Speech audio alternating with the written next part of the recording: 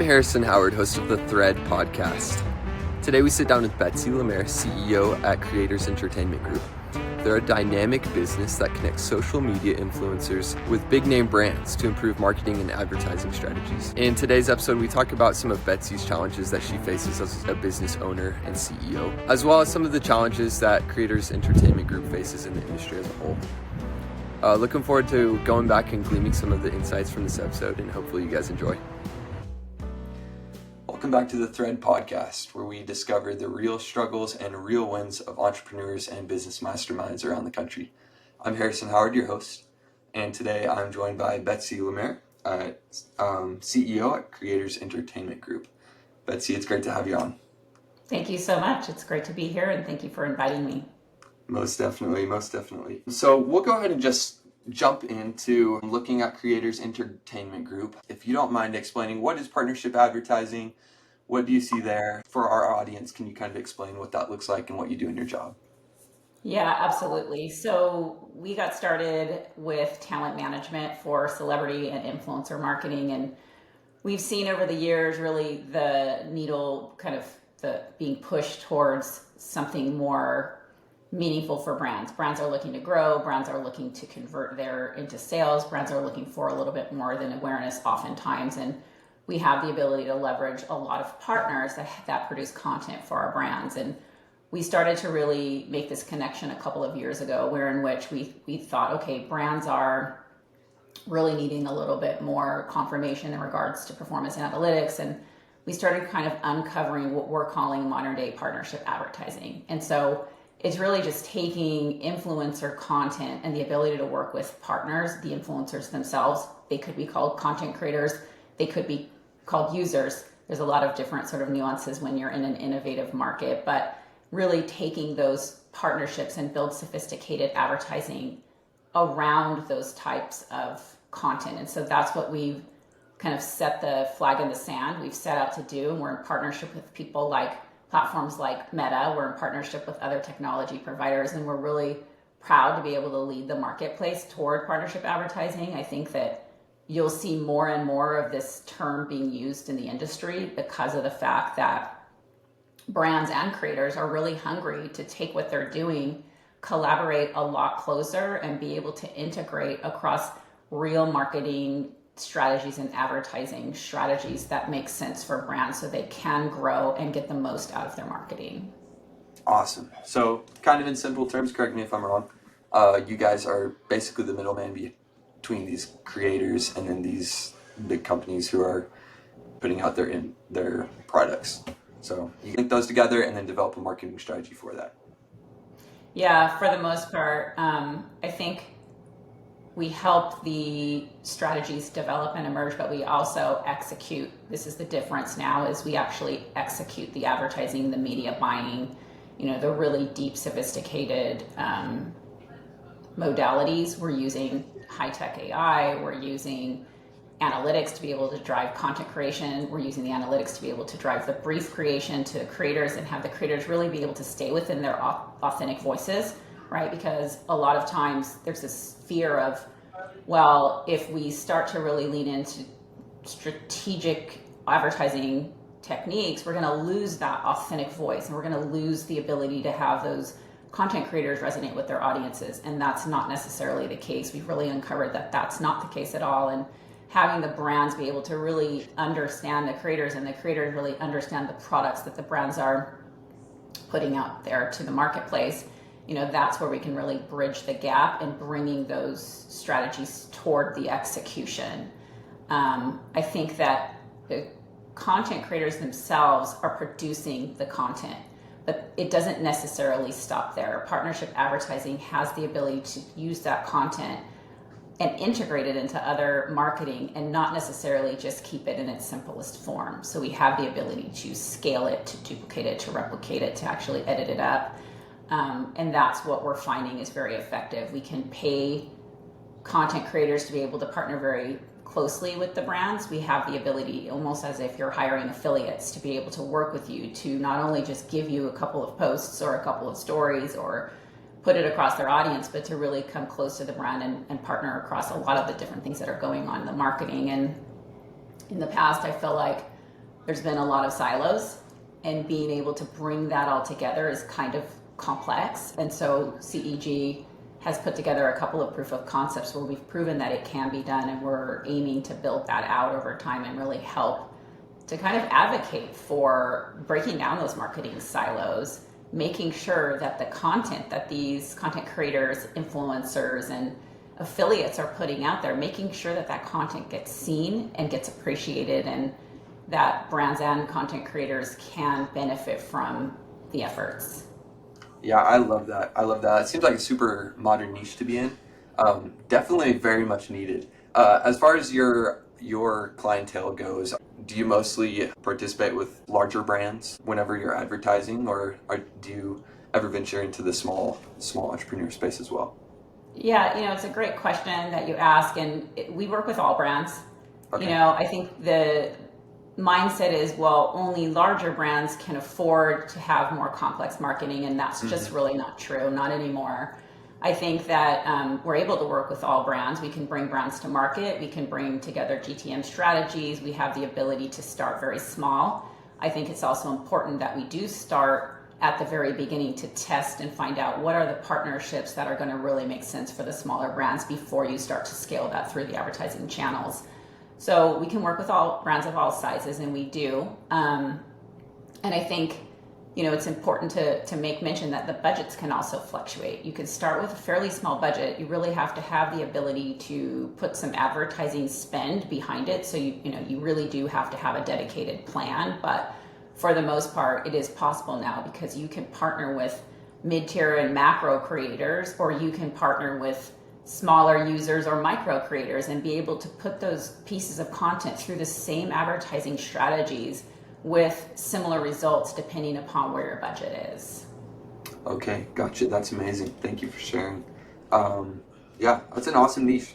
I'm happy for you guys. It seems to be doing well. Looking forward, what are the greatest challenges that you face at Creators Entertainment Group currently, and then what do you see as challenges coming in the future as well for you?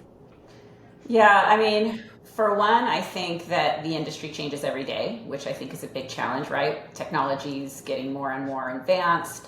There's more and more innovation. There's more to keep up with. So really just sharpening your pencil and making sure that you're understanding what's available, what's changing. I think we're very innovative, and we're small enough to be able to do that now. We do a lot of proof of concepts. We ask for brands to be flexible so that we can try new strategies and prove out new concepts, making sure that we're very, very clear about what is actually providing the performance for the brands versus just doing the same old strategies that we've done in the past, because of the fact that it's, what we've always done. So we are very innovative because we have to be. That is one of our biggest challenges.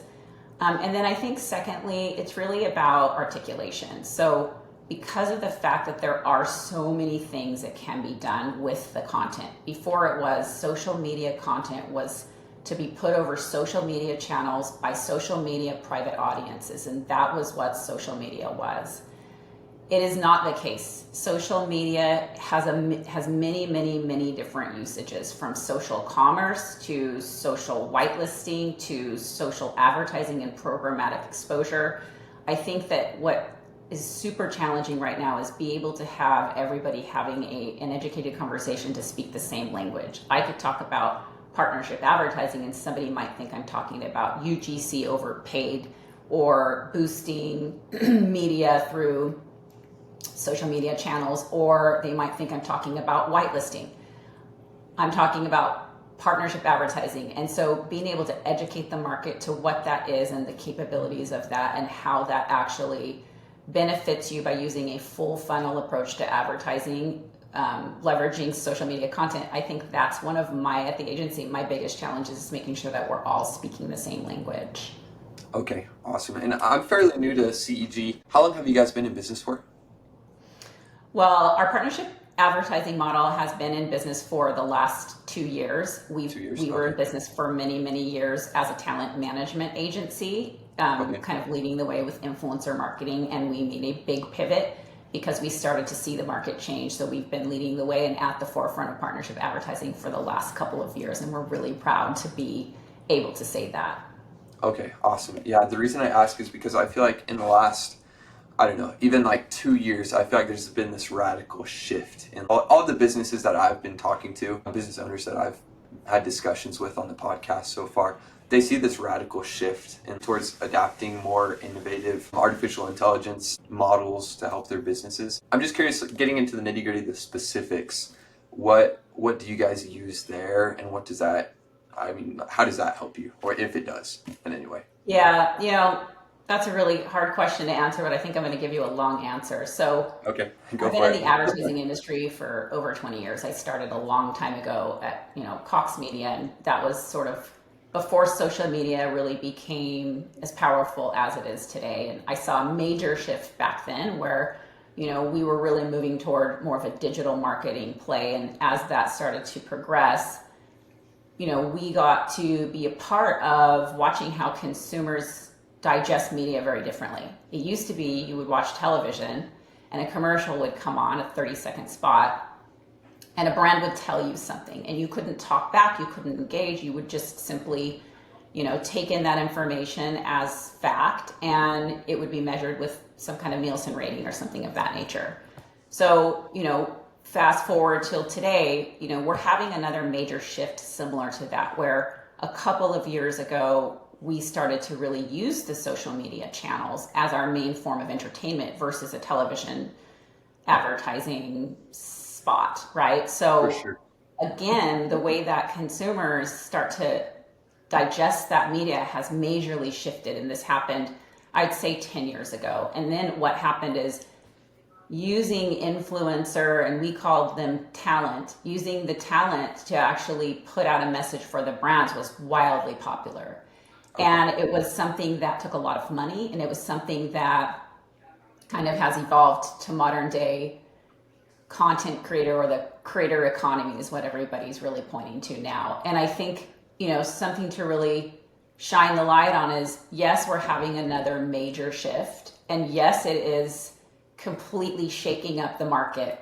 But with these kinds of changes in the marketplace comes a tremendous amount of opportunity. And I think it's more important than ever to keep our pulse on the market so that we can not only evolve, but be able to stay relevant and bring the brands what they're looking for. And right now they're looking to be able to navigate the rising costs of the content creation themselves. Because what happened is the digital marketers that were actually creating the content 10 years ago, they're now macro creators, right? The big name influencers, for a lack of a better way to articulate it, they are the macro creators now.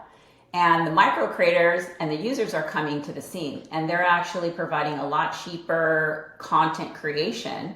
It has nothing to do with how you're using that content to advertise, but they're providing that, more affordable option for brands. And that's a big deal, because what's happening now is brands are no longer accepting awareness. They're going, we know that this content is impactful, and we want to use this content to be able to advertise with, and we expect to be able to measure it, and we expect to have a return on our ad spend and a return on our investment. And so that is where we're at today. Okay, gotcha. Yeah, that's awesome. It's interesting to think, like, with the generation coming up that grows up with a smartphone in their hands when they're 2 years old, that there is kind of this plethora of content creators, and I guess that's amazing for you guys as a business to be able to have so many avenues to be able to reach out to use for these brands to market. Yeah, it's really fantastic. I love it because, you search on social media because you want to know where to eat, you want to know what to buy, you want to know where to go, you want to know how to have the experience that you're looking for, and you trust that other people are going to tell you, right? So I feel like it's just moved you so far away from a brand message where you don't feel that you're just being fed what the brand wants you to be fed, even though, in fact, you are for the most part, right? There is a level of authenticity that comes into play, and this is where the checks and balances happen.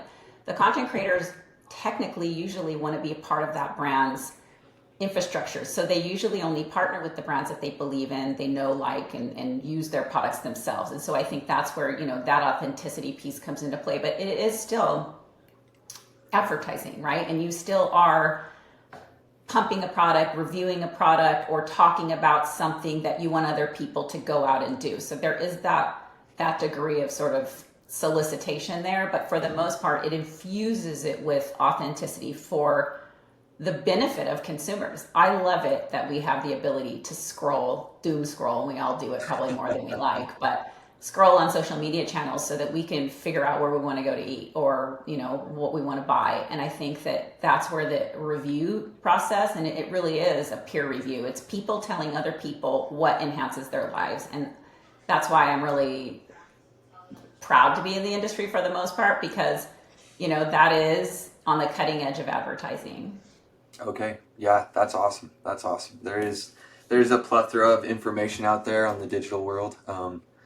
I think we're all guilty of doom scrolling, but to be able to harness that and to be able to, put content out there for people who actually see results from that and have benefits for other people, I think that's amazing. So super cool. Betsy. Yeah, it's funny because Yeah, go for it. not to hijack the conversation, but I think such an interesting thing is we have some technology, and this might be part of the next question, I'm not sure, but we have some technology now where we can actually go in, view the results of the content that we're putting out across some of the platforms, and we can have an analysis done that tells us this content would have been better if this particular content creator would have stood closer to the camera or looked to the left or had the CTA come 2 seconds before. So we have the ability to keep that authenticity of storytelling, but be able to perfect that storytelling through behavioral analytics that we're actually accessing. And I think that's super cool. It's what technology's given us the ability to do.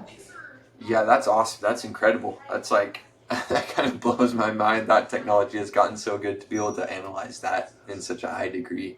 I guess we're here. Where do you see this going in the next 5 to 10 years, technology-wise? Do you think there's any advancements that we could see come through, or it's always technology's always progressing. Where do you see that going? It's a loaded question. I can't even keep up with it from day to day. I don't even know if in 5 years from now we'll be even able to speak of it in the way that we're speaking of it. I think it's going to be like a click one button and it'll all be done for us, at an instant. And I think that technology is handy. It's absolutely beneficial, and we are using it and leveraging it because the data and the insights really help us to be able to, as humans, create that connection. And I think it's important to say that as much as we can automate it, as much as we can use AI, and as much as we can use these things, we have to be smart about it because we can't let it strip down the human element in it all. Advertising is really appealing to other humans, and I think that there's always going to be a place for that. Yeah, do you find it, I don't know, this might be a little bit too visionary. I'm just curious, do you find, are there specific ways that you guys in your company maintain that authenticity and maintain the real personal connection as you go throughout your business model, as you're progressing, bringing in more revenue, connecting with these brands, these creators? Do you guys have a specific game plan for maintaining that authenticity, or what does that even look like? I'm curious. Yeah, it really comes down to the passion, right? Okay. Making sure that when we are starting that matchmaking process, and that's at the very beginning of the funnel, it's really a very small piece of it, but a very important piece. It's making sure that when you're recruiting for a brand, some brands call it discovering talent, but when you're actually going out there and looking for affiliates or looking for those representatives that are going to stand behind your brand and publicly create content for you, you want to make sure that they truly love your brand and that it is authentic. And I think that's where we can keep our finger on making sure that we're putting out something that's going to be relevant to the human experience. Awesome. I love that. Well, Betsy, we have just a little bit more time left. I'm curious, obviously we have a bunch of young entrepreneurs that listen to our show. We love to be able to give advice for the upcoming generations. What is your best advice for young entrepreneurs who are maybe looking to get into this partnership advertising industry? What suggestions do you have? What cautions do you have? So that's so funny. So my suggestion would be make sure you have a tremendous amount of grit, because you're going to need to try things and you're going to need to have a lot of determination to cut through, some of the things that might be holding you back, like, the inability to break across marketing silos. So just have a lot of grit, always use your rationale, think about logic, use logic to solve your problems, and be bold enough to try new things. I think That would be my advice, and do it every single day. Refresh every single day so that you have that grit to carry on.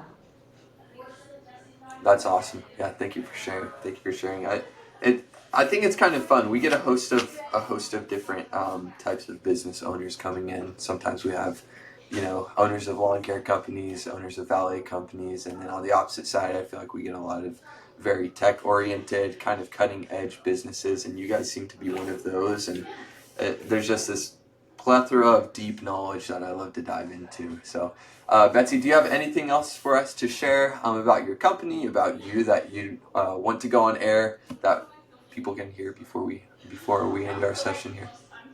Awesome. Thank you so much for having me. And if you're a brand out there looking to bring your advertising and marketing to the next level, we would love to talk to you. So get in touch with me. You can always find me on LinkedIn. You can DM me. You can always email me at betsy@weareceg.com. And we'd love to work with you as well. So thank you again for having me on this podcast. It's really been a great way to spend of course. We're more than happy to have you, Betsy.